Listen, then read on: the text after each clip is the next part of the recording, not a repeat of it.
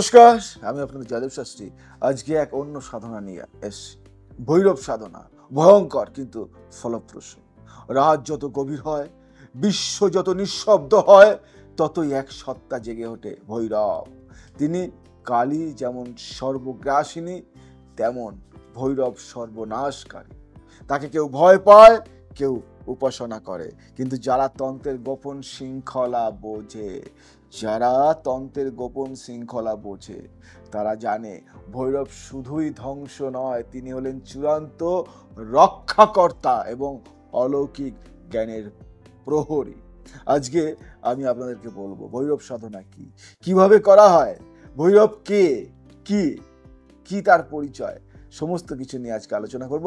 যারা আমার এই অনুষ্ঠানটি দেখছেন তারা এখান থেকে এক পাও নড়বেন না। এই স্ক্রিনে আপনার চোখটি রেখে দিন। ভৈরব কে? কাল ভৈরব হলেন শিবের এক অগ্নিময় রূপ, যিনি সৃষ্টি নয় ধ্বংস করেন, কিন্তু সেই ধ্বংসের মধ্যেই লুকিয়ে থাকে পুনর্জন্ম, সুরক্ষা, অমৃত জ্ঞান। তার আরাধনা সহজ নয়, তাই ভৈরব সাধনা সবাই করতে পারে না। তন্ত্র একটা অন্য জিনিস, তান্ত্রিকা তো সহজ নয়।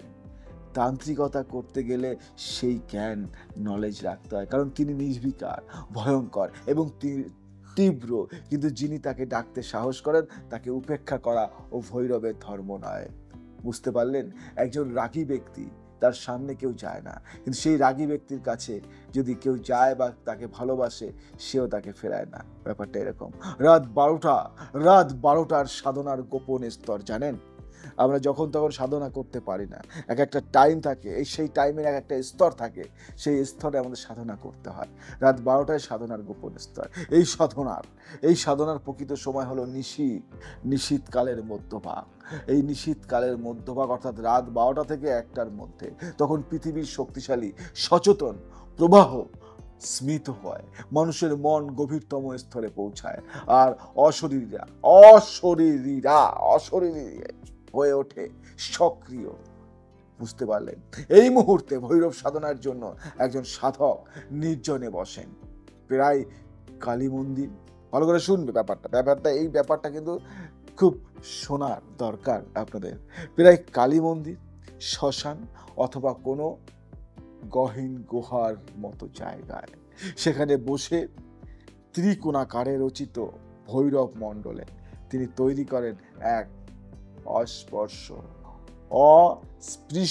শক্তি চক্র। এই সময় কোনো কথা বলা চলে না, কোনো কৌতূহল রাখা চলে না, কারণ ভৈরব জানেন আপনি কেমন মন নিয়ে এসেছেন।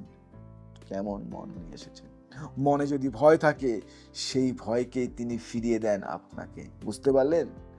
মনে হেভি ভয় করছেন, করবো, ভয় না, ওই ভয় দ্বিগুণ আকারে আপনাকে রিটার্ন দিয়ে দেবে। তাই ভয়, কাম, ক্রোধ, লালসা, মোহ সব ত্যাগ করে আসতে হবে আপনাকে। আরাধনার মূল শক্তি মন্ত্র উচ্চারণের গভীরতা। ভৈরবের সাধনার মন্ত্র একমাত্র অস্ত্র। ভালো করে শুনবে, ভৈরবের সাধনার মন্ত্র একমাত্র অস্ত্র। আর এই মন্ত্র শুধু উচ্চারণ নয়, এটা হচ্ছে উচ্চ চেতন স্তরের সুরঙ্গ। প্রচলিত কাল ভৈরব মন্ত্র শুনবে। ওম হ্রিং বটুক ভৈরবায় নমঃ। ওম হ্রিং বটুক ভৈরবায় নমঃ। ওম কাল ভৈরবায় অগ্নি জিহায় রুদ্র রূপায় ধর্মলোচনায় কৃপা কুরু সাহা। এই মন্ত্র নিঃশ্বাসের গভীরতা ও একাগ্রতার মধ্যে দিয়ে নিজের ভেতরের ভয় এবং বাইরের শক্তির সঙ্গে সমন্বয় ঘটায়। শুরু হয় এক অভ্যন্তরীণ স্পন্দন। শরীর কাঁপে না, কিন্তু চেতনা কেঁপে ওঠে। আজকে জয়দেব শাস্ত্রী যে কথাগুলি বলছে, যে কথাগুলি শোনাচ্ছে, যে কথাগুলি আলোচনা করছে, যদি একটু মনোসংযোগ করে তুমি দেখতে পারো, শুনতে পারো, বুঝতে পারো, জীবনে অনেক কিছু উপলব্ধি করতে পারবে। সাধক তখন অনুভব করেন কোনো সত্তা তার চারপাশে রয়েছে, সেই সত্তার নাম ভৈরব। আজকে জয়দেব শাস্ত্রী তোমাদেরকে কেন এগুলি বলছে, কারণ আমি তোমাদেরকে বোঝাতে চাই যে সব সাধনার জন্য আলাদা আলাদা স্তর রয়েছে এবং সব রোগের জন্য আলাদা আলাদা আলাদা ওষুধ রয়েছে, রেমেডি রয়েছে। সেরকম ভৈরব সাধনার ফল কি হয় সাধকের জীবনে শুনবে। যে সত্যি করে এই সাধনা করেন, যে সত্যি করে এই সাধনা করেন, তার জীবনে ঘটে যায় পরিবর্তন। কিন্তু তা হয় ধাপে ধাপে, কারণ ভৈরব এক মুহূর্তে সব দেন না। উনি পরীক্ষা নেন, পদে পদে পরীক্ষা নেন, পদে পদে পরীক্ষা নেবে। সেই পরীক্ষায় যদি আপনি উত্তীর্ণ হতে পারেন, তাহলেই তো আপনার মতো মানুষ কি আছে। প্রথমে তিনি আপনার ভয় পরীক্ষা করেন, তারপর আপনার লোভ পরীক্ষা করেন, তারপর আপনার একাগ্রতা পরীক্ষা করেন। এগুলি জানতে হবে। তো সব জিনিস এত সহজ নয়, সব জিনিস এত ফেলনা নয়, সব জিনিস এত চিপ নয়, সব জিনিস এত অ্যাভেলেবেল নয়। যদি আপনি উত্তীর্ণ হন, তবে হঠাৎ করে মানসিক শক্তি বেড়ে যাবে আপনার। আপনি অদৃশ্য বিপদ আগে থেকেই টের পান। আমার কাছে অনেকেই বলে, দাদা আমি এই সাধনাটা শিখবো, দাদা আমি এই সাধনাটা শিখবো, দাদা আমি এটা শিখবো। অতই কি সোজা? দিনের পর দিন কত কিছু ত্যাগ করে, কত কিছু কষ্ট করে জীবনের প্রতিটা মুহূর্তকে বাজি রেখে শেখায়। কেউ আপনার ক্ষতি করতে পারবে না, এমন এক অদৃশ্য ঘেরা টোপ তৈরি হয় এই সাধনাতে। কেউ ক্ষতি করতে পারবে না, কোনো তান্ত্রিক, কোনো পৃথিবীর কেউ ক্ষতি করতে পারবে না। রাত্রির স্বপ্নে ভৈরব দর্শন দেন, রাত্রির স্বপ্নে ভৈরব দর্শন দেন এবং প্রশ্নের উত্তর দেন। আপনি অন্যদের চিন্তা, ভয়, সত্য মিথ্যা আচমকা বুঝে ফেলেন। শত্রু নাশ হয়ে যায়, এমনকি আপনি না চাইলে। শত্রু নাশ হয়ে যায়, এমনকি আপনি না চাইলে। অলৌকিক জ্ঞান আসতে শুরু করে, যা বিজ্ঞান আজও ধরতে পারেন। বিজ্ঞান উন্নত, নিশ্চয়ই বিজ্ঞান, কিন্তু কিছু কিছু জীবনে কিছু কিছু কাজ, কিছু কিছু ঘটনা, কিছু কিছু অলৌকিক জিনিস আছে যেটা বিজ্ঞানও আজ ধরতে পারেনি, বিজ্ঞানের ধরাছোঁয়ার বাইরে। তাই সাধনার একটা আলাদা জিনিস। কিন্তু এই সাধনা ভয়ঙ্কর কেন? অনেকের মনে এই প্রশ্নটা রয়েছে, এই সাধনা কেন এত ভয়ঙ্কর? ভৈরব সাধনা নটা জোকস, কিন্তু সবাই করতে পারে না এই সাধনা। কারণ এই সাধনায় আপনি শুধু ঈশ্বরকে ডাকছেন না, আপনি নিজেকে চ্যালেঞ্জ করছেন। ভৈরব শুধু ভয়ঙ্কর রূপ নয়, তিনি আপনার জীবনের গোপন চেহারাও প্রকাশ করে দেন। বুঝতে পারলেন? যদি আপনি ভালো করে শুনবেন, এই জায়গাটা ভালো করে শুনবেন। যদি আপনি ভণ্ড হন, তবে আপনারই বিপদ। যদি আপনি নেশা, কাম বা লোভের এই সাধনা করেন, তবে ভৈরব আপনার ভেতর থেকে সবকিছু ভেঙে ফেলেন।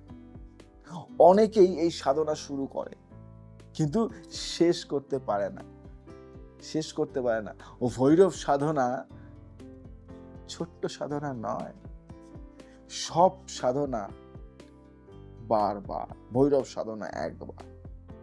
একান্ত গোপন কথা আমি আপনাকে আজকে বলবো। তন্ত্র মতে ভৈরব যখন সন্তুষ্ট হন, তখন তিনি আপনার উপর, ভালো করে শুনবেন কথাটি, আপনার উপর কৃপা দৃষ্টি দেন। আর এই দৃষ্টি এমন শক্তি যা আপনাকে অদৃশ্য দুর্ঘটনার হাত থেকে রক্ষা করে, এমনকি আপনার ভবিষ্যৎ পাপের পথ থেকেও ফিরিয়ে আনে। আপনি কোনো পাপ করেছিলেন ভবিষ্যতে, যে পাপের ক্ষমা হয় না, কিন্তু এই সাধনায় আপনি সিদ্ধি লাভ করলে ওই পাপটাও ক্ষমা হয়ে যায়। তান্ত্রিকদের মতে ভৈরব হলেন তন্ত্রের প্রবেশদ্বার রক্ষক। যিনি তার অনুমতি না নিয়ে সাধনায় প্রবেশ করেন, তিনি সিদ্ধ হতে পারেন না। তাই ভৈরব সাধনা না করলে আপনি সিদ্ধ হতে পারবেন না। সিদ্ধ তান্ত্রিক যদি কেউ বলে কাউকে, ভুল বলবে, কারণ ভৈরব সাধনা করতে হবে। জয়দেব শাস্ত্রী আজ থেকে তন্ত্র সাধনায় নেই, ছোট্ট বেলা থেকে। তন্ত্র 2 বছর 1 বছরের খেলা নয়, তন্ত্র জন্মান্তরের খেলা, জন্মান্তরের। ভৈরব সাধনা ভয়ঙ্কর কারণ তিনি সত্যের দরজা খোলেন। আর সত্য যে কজন নিতে পারে তাদের জন্য এই সাধনা ফলপ্রসূ। সত্য যে কজন নিতে পারে তাদের জন্য এই সাধনা ফলপ্রসূ। তিনি ঈশ্বর নন কেবল, তিনি চেতনার প্রহরী। যদি আপনি সাহস রাখেন, ভয় ছাড়তে পারেন এবং নিজের সত্য রূপ গ্রহণ করতে পারেন, তবে এই সাধনাই হবে আপনার জীবনের মোড় ঘোরানোর যাত্রা। আমি বলবো, জয়দেব শাস্ত্রী বারংবার একই কথা বলে যে জীবনের প্রত্যেকটা মুহূর্ত আমাদেরকে ভালোভাবে বাঁচতে হবে, এবং ভালোভাবে বাঁচতে হলে একজন গুরুর প্রয়োজন, একজন জ্যোতিষের প্রয়োজন, একজন তান্ত্রিকের প্রয়োজন। যে জ্যোতিষ, যে তান্ত্রিক তোমাকে সেই সাধনার উপলব্ধি করাতে পারবে। ভৈরব সাধনার উপকার কি জানেন? মানুষের জীবনে কিভাবে কাজ করে এই সাধনা। ধরুন আমি একজন ভৈরব সাধনা সিদ্ধ হয়েছি, তো আমি কি করতে পারি আপনার জন্য, এটা মানে এগুলোও জানা দরকার। আপনি হয়তো ভাবতে পারেন ভৈরব সাধনা আমাদের কি উপকার করবে, বলবো, আমি আলোচনা করবো। এটি মানুষের জীবন আসলে একটি যজ্ঞ। প্রতিটি কাজ, প্রতিটি সম্পর্ক, প্রতিটি ব্যর্থতা বা সাফল্য সবই যেন কোনো না কোনো শক্তির দ্বারা চালিত। আমরা অনেকেই বুঝতে পারি না কেন জীবনে হঠাৎ করে অন্ধকার নেমে আসে। পারি কি বুঝতে? কেন আমার নিরলস পরিশ্রম করেও ফল পাই না? কেন রাতে ঘুম অশান্তিতে কেটে যায়? অথবা কেন মানুষজন হঠাৎ করে আমাদের ত্যাগ করতে শুরু করে? কেন? ওয়াই? অনেকের প্রশ্ন না? সেই প্রশ্নগুলি আপনি অ্যান্সার পেয়ে যাবেন তো, আমার কাছে পাবেন, আমি আছি তো। এইরকম অসংখ্য দুর্ভাগ্য, অপদ্রব, মানসিক বিষাদ এবং অলৌকিক বাধার পেছনে এক অদৃশ্য অথচ প্রবল প্রভাব কাজ করে, যাকে তন্ত্রশাস্ত্রে বলে অপ্রকাশিত বিপদ, অদৃশ্য প্রতিকূল শক্তি বা অভিশপ্ত ভবিষ্যৎ। এই জিনিসগুলিকে ঠিক করতে হয়। এখানেই ভৈরব সাধনার প্রকৃত প্রয়োজন। সব জায়গায় সব সাধনা চলে না। কিছু কিছু ক্ষেত্রে অল্পের উপর দিয়ে কাটিয়ে নেওয়া যায়, কিছু কিছু ক্ষেত্রে বিশাল বড় ধরনের সাধনা দরকার হয়। এবং আমি আপনাকে বলবো, ভৈরব একমাত্র প্রহরী যিনি এই সব বিপদের পূর্বাভাস দিতে পারেন এবং সরিয়ে দিতে পারেন এই সমস্ত বিপদ। আপনার পূর্বাভাস মানে আগে থেকে যদি আপনি জানেন যে আপনার আজকে অ্যাক্সিডেন্ট আছে, তাহলে আপনি হয় সেখানে যাবেন না, বা আপনি অন্য পথ থেকে যাবেন, বা ক্যান্সেল করবেন, বা আগে থেকে এটা সরিয়ে দেওয়া হবে।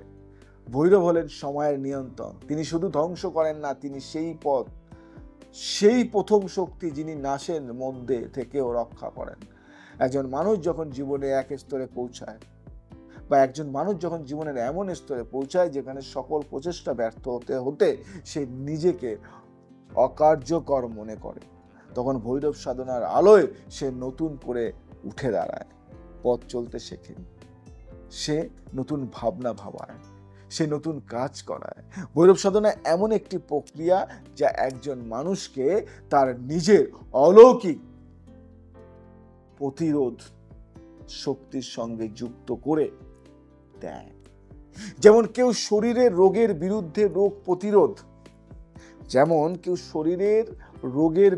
রোগ প্রতিরোধ শক্তি তৈরি করে, তেমনি ভৈরব সাধনার মাধ্যমে আত্মা তৈরি করে এক অলৌকিক প্রতিরোধ বল, যা অশুভ শক্তি, অভিশাপ, কুলদোষ বা পেট দ্রব্য দ্বারা তৈরি কোনো অনিষ্ট প্রভাবকে ধীরে ধীরে ধ্বংস করে দেয়। বুঝতে পারলে? আমি জয়দেব শাস্ত্রী তোমাদেরকে বারংবার এসব জিনিস কেন বলি? কেন তন্ত্র সাধনা খুব একটা ইজি মেথড নয়, খুব একটা ইজি প্রসিডিওর নয়। তন্ত্র সাধনা একটা আলাদা মার। কপালে টিকা পড়লাম, লাল কালি দিলাম, তাহলে কি আমি তান্ত্রিক হয়ে গেলাম? রুদ্রাক্ষের মালা বললাম, তান্ত্রিক? একটা কথা বলি, একটা উদাহরণ দিই। একজন পুরুষ যিনি টানা 10 বছর ধরে নিজের ব্যবসা চালাতে পারছেন না, টাকা আসছে কিন্তু টিকছে না, হঠাৎ করে মেশিন ভেঙে যাচ্ছে, কর্মচারী চলে যাচ্ছে, শত্রুরা মামলা করছে, বা পরিবারে ঝামেলা চলছে, বুঝতে পারছেন? সাধারণত তিনি হয়তো ভাববেন, ভালো করে এই কথাগুলি ভালো করে বুঝবেন, আপনাদের সাথে মেলাবেন। সাধারণত তিনি হয়তো ভাবেন এটা লাক খারাপ, কিন্তু একজন তান্ত্রিক জানেন হয়তো এই মানুষটি কোনো এক সময় এক মৃত আত্মার অবমাননা করেছেন, হয়তো তার জন্মকুলে কারো অপমৃত্যু হয়েছে যার তুষ্টি হয়নি, অথবা হয়তো হয়তো কোনো শত্রু তান্ত্রিকভাবে বাধা স্থাপন করেছে। আমরা বলি না, আমার হয়তো ক্ষতি করেছে, আমার পরিবারের কেউ একজন আমাকে ক্ষতি করেছে, তারা আমাকে সহ্য করতে পারে না। আমার আশেপাশের কেউ একজন আছে আমাকে সহ্য করতে পারে না, ক্ষতি করছে। হ্যাঁ, হতে পারে। এমন পরিস্থিতিতে যখন ভৈরব সাধনা করা হয়, সাধক ওই মানুষটির জীবনের সমস্ত অভ্যন্তরীণ শক্তিগুলিকে জাগিয়ে তোলে। ভৈরবের সামনে ওই মানুষটির নাম, জন্মতিথি ও উদ্দেশ্য রেখে মন্ত্র জপ করা হয়, যাতে ভৈরব স্বয়ং তার জীবন থেকে সেই অদৃশ্য অভিশাপ বা আত্মিক শত্রুতা সরিয়ে নেয়। জয়দেব শাস্ত্রী আপনাদেরকে গোপন কথাগুলি বলছেন, আপনাদের গা হাত পা শিউরে উঠছে না, শরীরে পশম জেগে যাচ্ছে না? হ্যাঁ, এই কথাগুলি আজও পর্যন্ত হয়তো শোনেননি। এই কাজ সাধারণ পূজায় হয় না, কারণ পূজার কেবল প্রার্থনা করা হয়। ভালো করে শুনবেন, কারণ পূজায় কেবল প্রার্থনা করায়, কিন্তু ভৈরব সাধনায় আদেশ করা হয়। ভৈরব শক্তি নিজে এসে প্রতিরোধ করেন। সে এমন এক শক্তি যা অব্যর্থ। বুঝতে পারলেন? কিছু কিছু ক্রিয়াতে আমরা পুজো পাঠ করি কি, মানে প্রার্থনা করছে, আমরা প্রার্থনা করতে পারি, আর কিছু করতে পারি না। কিছু সাধনা আছে, ওকে আসতেই হবে, ওকে বিপদ থেকে মুক্তি করাতেই হবে, সেইটাই। আর একটা উদাহরণ দিই, মানসিক বিপর্যয়। কেউ হয়তো দীর্ঘদিন ধরে দুঃস্বপ্নে ভুগছে, প্রতিদিন অশরীরী মুখ, শ্মশানের ছবি, মৃত্যু দেখছেন। ডাক্তার বলছেন মানসিক রোগ, ভাবছেন এই রোগটা মানসিক, পাগল, এর মেন্টাল ডিসঅর্ডার আছে, মেন্টাল সাইকো প্রবলেম আছে। ঘুমের ওষুধ দিয়েছেন, কিন্তু কিছুতেই ভালো হচ্ছেন না। এই অবস্থায় যদি তার জীবন চক্র বিশ্লেষণ করে দেখা যায় যে সে একজন অপমৃত্যু আত্মার ছায়ায় রয়েছে, অথবা আগের জন্মে কোনো অপরাধ তার বর্তমান জন্মের বিপদ হিসেবে ফিরে এসেছে, তখনই এই সাধনা ফলপ্রসূ হয়। বুঝতে পারলেন? ভৈরব সাধনা করলে সেই আত্মার ভয় কেটে যায়। অনেক সময় এই সাধনার পরপরই ওই ব্যক্তি হালকা অনুভব করে, তার ঘুমে আর দুঃস্বপ্ন আসে না, মাথা ব্যথা কমে যায়, কারণ ভৈরব সেই আত্মার প্রভাব কেটে দেন। বুঝতে পারলেন? জীবনের প্রত্যেকটা মুহূর্ত আমরা অনেক বিপদে থাকি, অনেক সমস্যার মধ্যে থাকি, অনেক সমস্যার মধ্যে আমরা জর্জরিত হয়ে পড়ি, কিন্তু কোনোভাবেই সেই সমস্যাগুলি কিন্তু আমরা পাই না। কতটা উপকার পাওয়া যায় এই সাধনাতে? অনেকের প্রশ্ন না? হ্যাঁ, এই প্রশ্নের উত্তর এক লাইনে দেওয়া যায় না, কারণ ভৈরব কাউকে সামান্য উপকার দেন এটা বলবো না আমি, কারণ ভৈরব কাউকে সামান্য উপকার দেন না। তিনি হয় দান করেন সবটা, নয় কিছুই দেন না। যদি সাধক সৎ হন, যদি অভিপ্রায় নির্মল হয়, যদি কোনো মন্দ প্রয়োজন না থাকে, তবে ভৈরব সাধনায় যা পাওয়া যায় তা হলো, শুনবে, শোনো তাহলে, তা হলো আত্মবিশ্বাসের চরম উত্তরণ। তা হলো আত্মবিশ্বাসের চরম উত্তরণ, অলৌকিক শক্তির অনুভব।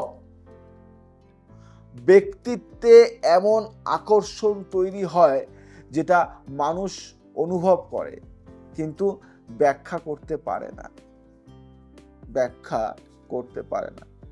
শত্রুরা নিজের থেকেই দূরে সরে যায়। শত্রুরা আপনাকে ধ্বংস করতে চেষ্টা করছে, কিন্তু শত্রুরা নিজে থেকে দূরে সরে যায়। পূর্বাপর বাধা, যেমন দাম্পত্য সমস্যা, বংশদোষ, কর্মব্যর্থতা আপন স্রোতে কেটে যেতে থাকে। মনে এমন এক স্তরে পৌঁছায় যেখানে ভয় নামক কোনো অনুভূতি আর কাজ করে না। ভৈরবের কৃপা কখনো ধীরে আসে, কিন্তু যখন আসে সেটা বজ্রের মতো চিরে দেয়। জীবনের সকল অন্ধকার, জীবনের সকল অন্ধকার ধ্বংস করে দেয়। ভৈরব সাধনা সাধারণ মানুষের উপকারে আসে তখনই যখন তার জীবন স্থবির, আশাহীন এবং অদৃশ্য কোনো শক্তির দ্বারা রুদ্র। এটি শুধু মানসিক জোর নয়, এটি এক আত্মিক বিদ্যুৎ যা আপনার ভেতরে অলৌকিক ঢেউ তোলে। ভৈরব ভয়ঙ্কর, কিন্তু তিনি অন্যায় করেন না। আপনি যদি সত্য পথে থাকেন তবে তিনি হন আপনার ছায়া। বুঝতে পারলেন? ভৈরব সাধনায় কুল দোষ মুক্তি এক তান্ত্রিক নিরাময় যাত্রা। একটি মানুষের ভাগ্য অনেক সময় তার নিজের হাতে নয়। সে চেষ্টা করে, পরিশ্রম করে, সাধনা করে, তবুও ফল হয় না কেন? কারণ সে জন্মেছে এমন এক রক্তের বংশে যার পূর্বপুরুষেরা কোনো ভয়ঙ্কর অপমৃত্যু, অভিশাপ অথবা আত্মা দূষণের ভার বইছে। এই বংশগত পাপ বা কুলদোষ এমন এক অস্পষ্ট অথচ নিশ্চিত শক্তি যা পরবর্তী প্রজন্মকে ধরে ধরে ধ্বংস করে। এই নিয়ে পরবর্তী অনুষ্ঠানে আমি আলোচনা করব। আজকে আসি, আবার আসবো নতুন কিছু নিয়ে। ভালো লাগলে শেয়ার করো, লাইক করো, কমেন্ট করো এবং ফ্রেন্ড সার্কেলের মধ্যে ছড়িয়ে দিও।